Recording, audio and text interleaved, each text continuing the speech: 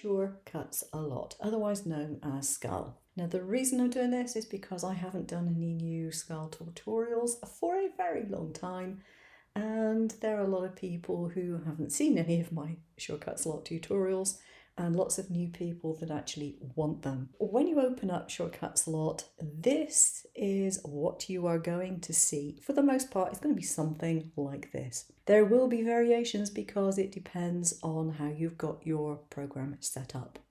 So this one is going to be dealing with the basics and preferences, and I'm going to try and keep it as short as humanly possible. So on the top here we have various controls which are pretty much self-explanatory.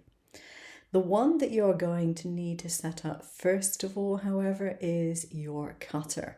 And if you click on this, you can see that I've got mine set up with the professional here, which is what I used to cut with, and that was my silver bullet double head job. But when you want to set up your cutter to start with, you go right up to the very top, and you've got the Shortcuts Lot 5 Pro, and you carry along here and you go to the cutter. You click on that and you go to My Cutter and Manage Cutters. And this is where you get a whole list of cutters. There are many more than this. And you can choose your brand and your type of cutter. Now with some types of cutter, like the Brother Scan and Cut that I have currently, you cannot actually connect directly to the cutter. It's not because SCAL couldn't do it, it's because Brother won't let them. But if you've got another different sort of cutter, then Shortcuts a lot will be capable of controlling your machine. So if you're thinking of buying Shortcuts a lot, go onto their website, have a look, see which machines it will connect to and which ones it won't. And pretty much all machines that I've come across can use Shortcuts a lot in one way or another. So we've got these here, which is sort of cut, copy, paste, all that sort of thing, importing, tracing, the library. The library is useful, it's got a load of shapes in it. And it's also where you keep your projects if you store your projects within the software itself. Left side here, we've got a load of flyouts. But when you hover over a flyout, you'll find that it gives you information on what it is. Like this is the eraser. This one here is the drawing tool. This one here is the cut or crop, etc., etc. So take the time and just have a look and see what these tools are. Now on the right hand side, you've got a whole list of menus. Now one that you're going to be very keen on learning how to use, and it's very simple, is the document menu, which is how to set up your mat size for cutting and various other preferences that you might like. Now you notice I've got mine on A4. If I click on here, you can actually put in a custom mat size. Some mat sizes are in it already, but you can click on a custom one and you can fill in some details and get that sorted with whatever size mat you so choose. I advise keeping your mat size to your paper size. Now the reason for this is pretty simple.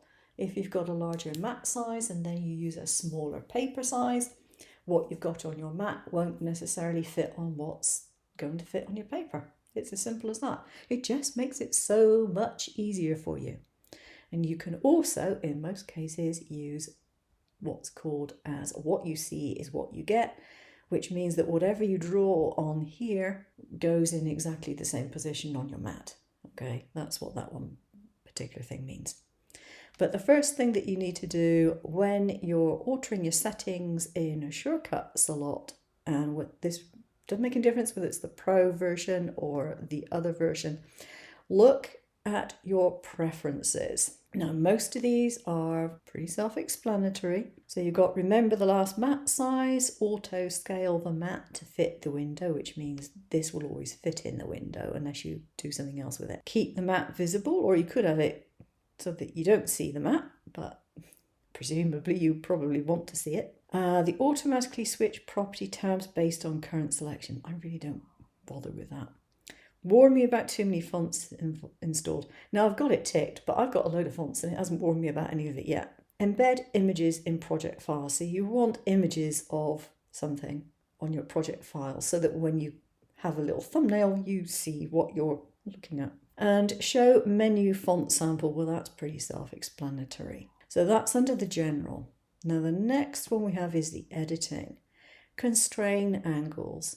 If you are doing something like straight lines and things of that nature and you want to constrain it to a certain angle, you can have it do that, but you need to tell it what angle you want it to constrain at. And these are, well, this is, I think, what was originally set. I don't think I've ever altered it. Now, the nudge, I've got mine because I'm using metric, I've got mine in centimeters, and I've got it at basically a millimeter. If I am using the software and I use, and I'll show you them in a minute, use the nudge tools in there, it will move things by a millimeter at a time. Arrow key is the arrow keys on my keyboard on my computer, and I've got that at 2 millimeters. The one which you might find is already checked and you want to uncheck it is to keep objects on mat when dragging.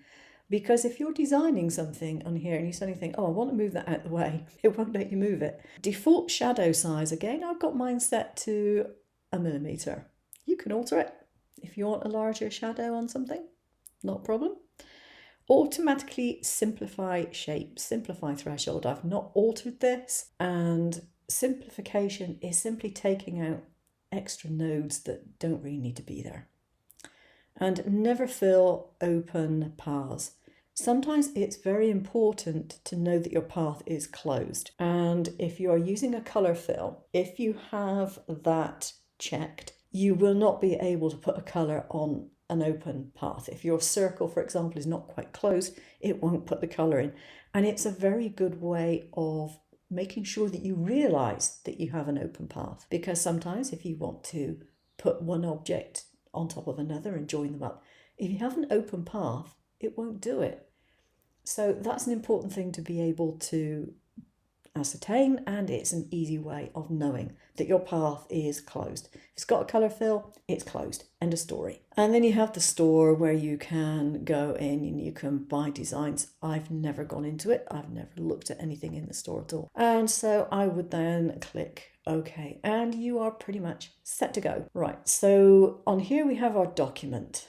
Pretty obvious. You can have a grid or not as you want, and you can alter the size of the grid. I don't like to see the grid. I find it distracting. You can have it on showing outlines only. You can show print margins, for example, registration marks, if indeed you had anything on there to have registration marks for. Page color, you can change this surface color if you so wish. I'm going to just click that off. So that is basically your mat stuff. Then you've got your positioning and sizing of things.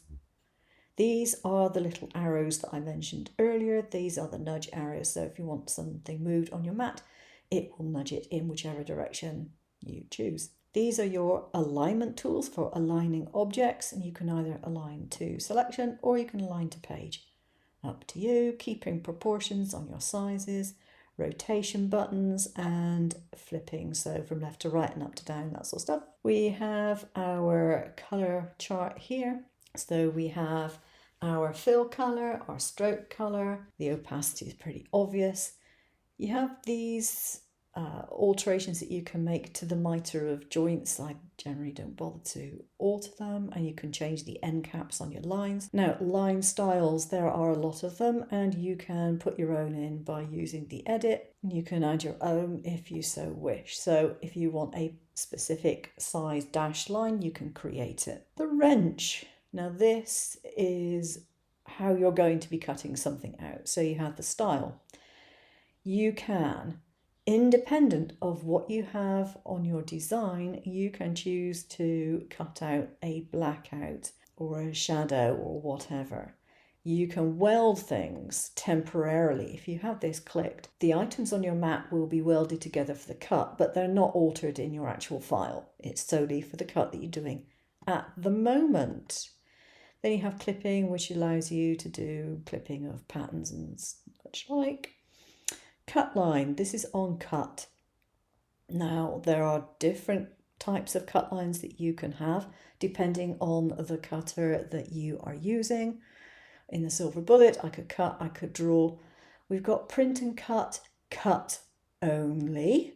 We have print and cut, print only. Colour layer alignment is something used normally with cutting vinyls, where you need to layer up different colours of vinyls. So that's that one, and we have different presets, which, because the silver bullet could be controlled by the software, it would allow me to set different pressure settings for it. Again, this depends on the machine that you have. Then we have the text, pretty self-explanatory. All the fonts that you have on your computer will be accessed by the program. So if you've got a load of fonts, they're already in here. You don't have to worry about it. This is the layer tab. So the more layers you have, the more this will be filled. So if I put a shape in here, for example, you can see that I now have a shape in it. And here we have a little help button. So this gives you a very brief description of certain things that you might want help on. Okay, so let's put that back to layers. Then you have the adding a layer folder, so you can manually add a layer if you need to, and you have the dustbin. You can delete layers. And up here you've got a tiny little bit here, and you've got various layer options here. So removing empty layers, if you've got any empty layers in there, is quite a handy one to have. On here you've got the eyeball, which means your layer is visible. If you check it, your layer is no longer visible. And on this one here, you got the lock, so you can either lock something or unlock it. You have pages down here. So in Shortcuts a lot, you can add new pages to your document. If you save it in SCAL format, then it will save as the complete document. If you are saving in something like SVG, you have to save it by page. Up here we have our name for our document, if you've bothered to name it and you've opened it, and then you can click on here for a new project and it will give you the options to do that. Okay, that's it for the very first video. What I suggest you do is open it up, have a play, get to know some of the controls, and I'll see you for the next one. Take care.